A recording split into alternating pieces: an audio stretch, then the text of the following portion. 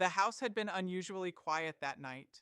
Rain pressed against the windows in gentle waves, and the soft hum of the central heating filled the silence. From the outside, it was the picture of calm domesticity. Two young parents settled into the routine of life with their first child. But quiet nights can play tricks on the imagination, and sometimes, even the hum of comfort can carry a note of unease.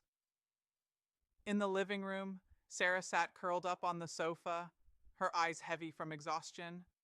Her husband Daniel had already gone to bed, leaving her with the soft glow of the television and the faint crackle of the baby monitor on the coffee table. Their son Noah, just 6 months old, slept upstairs in his crib. Sarah often kept the monitor close, the faint white noise acting almost like a comfort to her, proof that all was well in the nursery. But at 11:47 p.m., that comfort shifted. The static, usually soft and predictable, flickered into something sharper. Sarah sat up straighter, at first thinking it was interference from the rain. Then, through the hissing, came a sound. Brief, distorted, but unmistakable. It wasn't Noah's cry, nor the shuffle of him turning in his sleep. It was lower, deliberate, almost like a whisper. She leaned forward, heart suddenly hammering. Noah. The name was faint, stretched by the crackle of static, but clear enough that Sarah froze. Her first thought was rational. Baby monitors sometimes picked up signals from other devices. Maybe it was a neighbor's cordless phone, or a stray frequency from outside. She told herself that. She wanted to believe it. But the voice had said Noah's name, their child's name, and no neighbor had any reason to be whispering it in the dead of night. Sarah switched off the TV, plunging the room into silence. Now the monitor was the only sound, hissing in the dark. She adjusted the volume, straining to hear. For a moment, there was only static again. She almost laughed at herself, feeling ridiculous for being so rattled. Then, "Don't cry."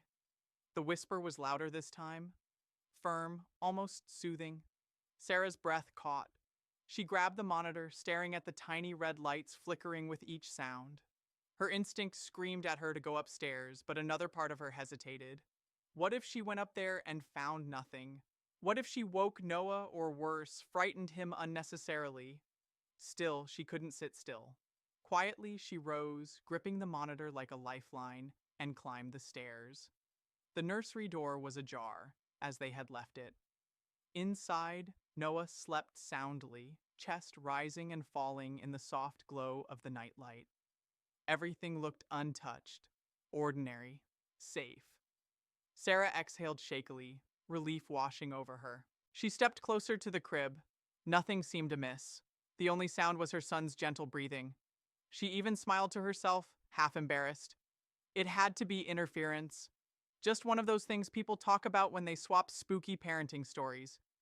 Then she noticed something.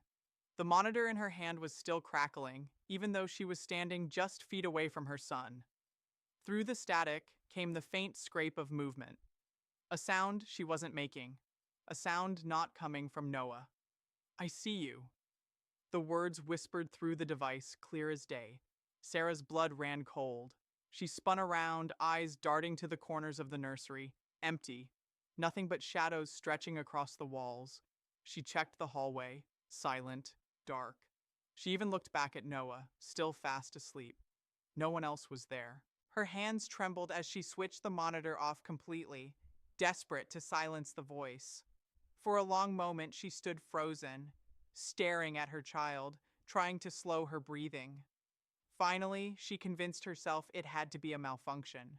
Maybe she was overtired. Maybe her mind was filling in sounds that weren't there.